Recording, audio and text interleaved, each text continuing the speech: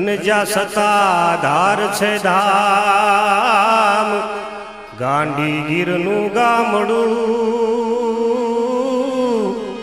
એનું નવખંડ ગુંજે નામ આજ આવે છે દુનિયા રોટી ગીગે ઉતારે રામ રોટી રામ રોટી રામ રોટી રામ રોટી ગીગે ઉતારે રામ રોટી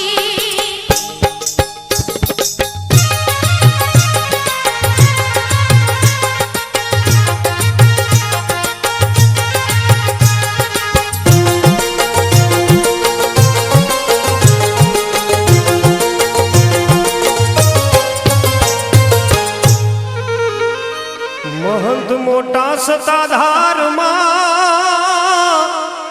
અને સમરથ સાહેબ પીર ભવતારક જેને ભેટિયા એના સાજા થાય શરીર આજ આવે છે માનતા મોટી ગીગે ઉતારે રામ રોટી રામ રોટી રામ રોટી રામ રોટી ગીગે ઉતારે રામ રોટી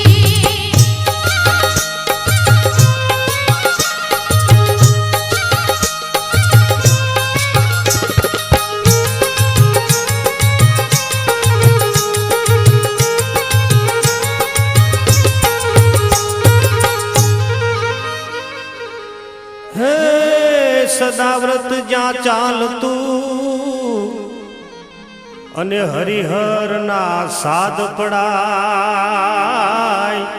ઊંચ નીચનો ભેદ નહીં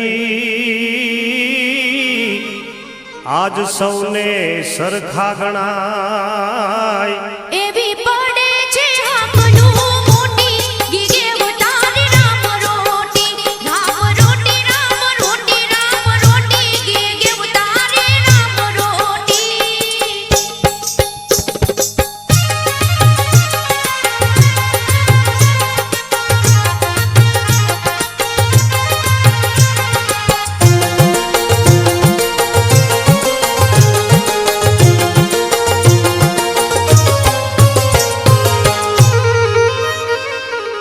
મૂંગાને બોલતા કરે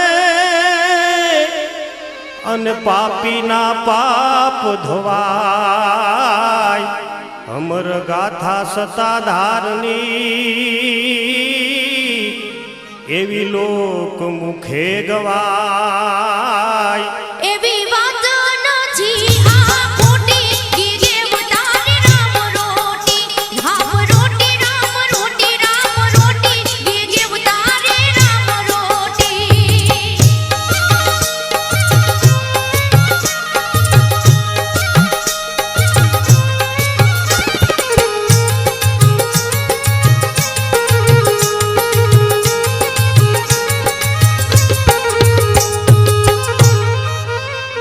હે તનના દુખિયા આવતા અને કરતા પીરને યાદ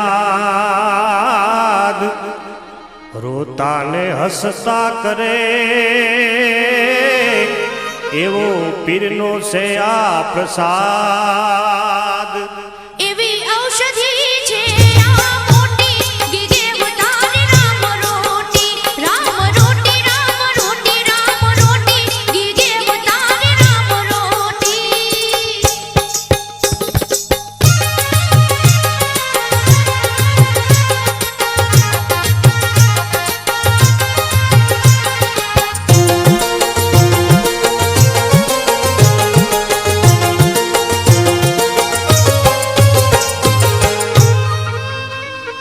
પરગટ પીરાણું પીરનું આજ સતાધારમાં પૂજાય ધર્મ ધજાયું નામની અને રૂડી આકાશે લહેરાય તારા મહિમાની વાતો મોટી ગીગે ઉતારે રામ રોટી રામ રોટી રામ રોટી રામ રોટી ગીગે ઉતારે રામ રોટી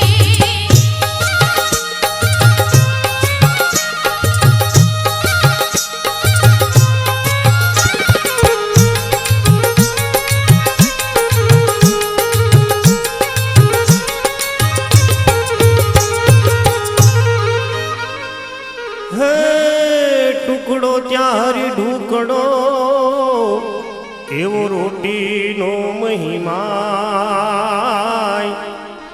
સંત રામ કહે જાય જો મુખમાં તો આ જીવન ધન્ય થાય. જાગે ભક્તિની ભાવના મોટી ગીગે અવતાર રામ રોટી રામ રોટી રામ રોટી રામ રોટી ગીગે અવતાર રામ રોટી રામ રોટી રામ રોટી રામ રોટી ગીગે અવતાર રામ રોટી. એને વંદન કરું કોટી કોટી ગીગે અવતારી રામ રોટી. એને વંદન કરું કોટી કોટી ગીગે અવતારી રામ રોટી. રામ રોટી રામ રોટી રામ રોટી ગીગે અવતાર રામ રોટી. રામ રોટી રામ રોટી રામ રોટી ગીગે અવતારી રામ રોટી. રામ રોટી રામ રોટી રામ રોટી ગીગે અવતાર રામ રોટી. રામ રોટી રામ રોટી ગીગે અવતારી રામ રોટી. રામ રોટી રામ રોટી રામ રોટી ગીગે અવતાર રામ રોટી.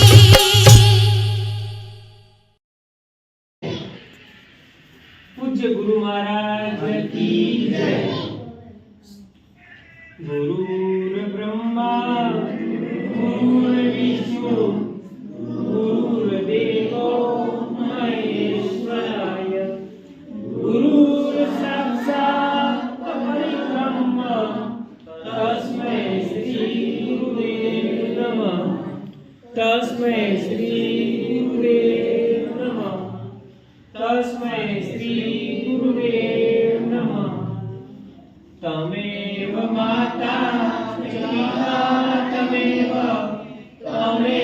बन्धु सखा तमेव विद्या सर्वं तमेव सर्वं मम देव देव तमेव सर्वं मम देव देव तमेव सर्वं मम देव देव। बोले सद्गुरु महाराज की जय।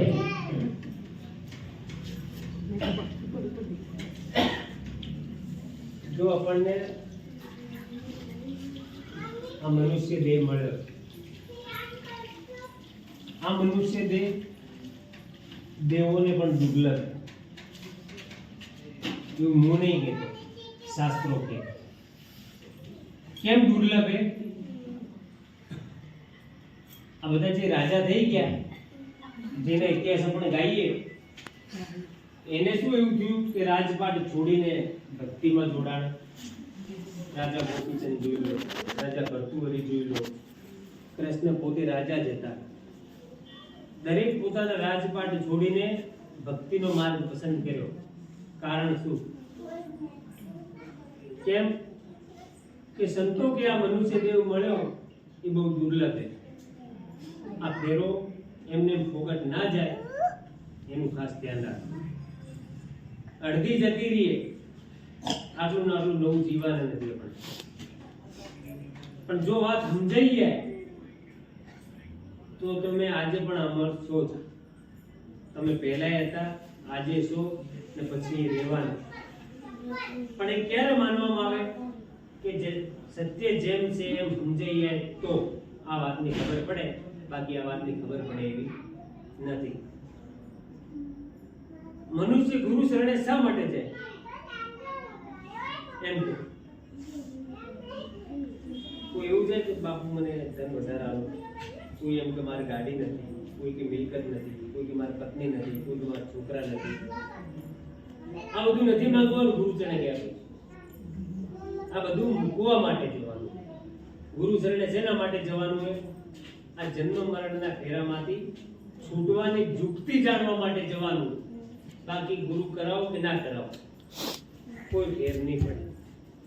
એમાં તમે આવી ગયા ને હું આવી.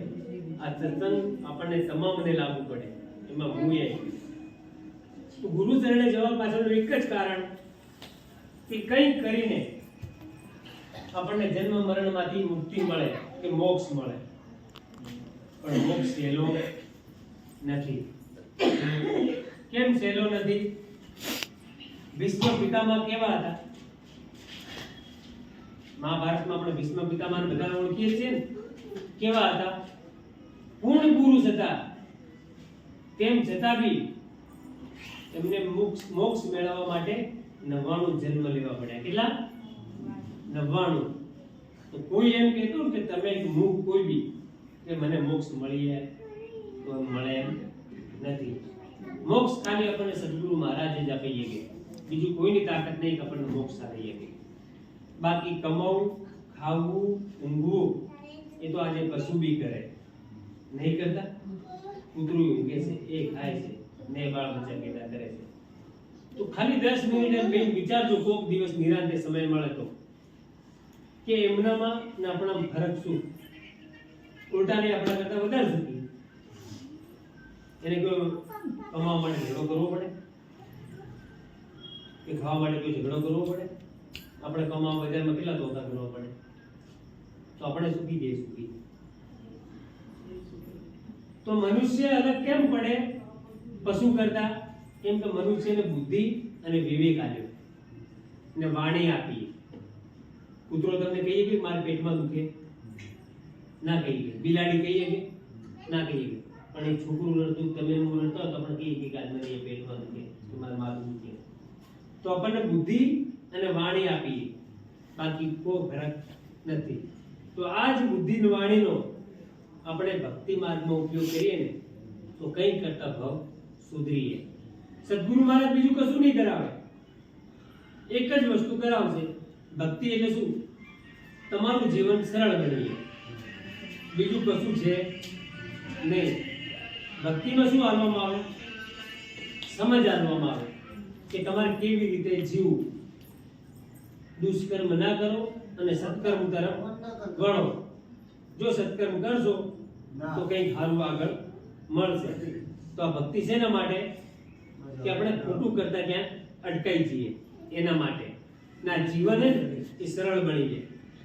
બાકી જાતે આ સરળ બને એમ નથી. આપણે રોજ અલગ અલગ મૂંઝવાતા જઈએ. આ છોકરો હતો, કાલે એનો બેન આવ્યો, કાલે એના છોકરા થયા, પણ આપણાથી બીજાની ચાવી છૂટે એમ નથી. પણ આ સદગુરુ મહારાજ આપણને ચાવી છોડતા શીખવાડે, બીજું કોઈ શીખવાડીએ કે નહીં. તો મારું તો એમ જ કેવું, આટલા મળેલા છો અને પાછા મળશું. પણ આ વાત બધી નક્કી કરવી પડે. આપણને એક ભજનમાં કે વચન ચૂકે તો નર 84 માં જાય. કયું વચન? તો એ વચનની સમજણ પાડવા માટે આપણે ગુરુ મહારાજ પાસે જવાનું. ને કઈ 84? તો એ 84 ની સમજણ પાડવા માટે આપણે ગુરુ મહારાજ પાસે જવાનું. કે આ 84 કહીએ ને વચન કહીએ.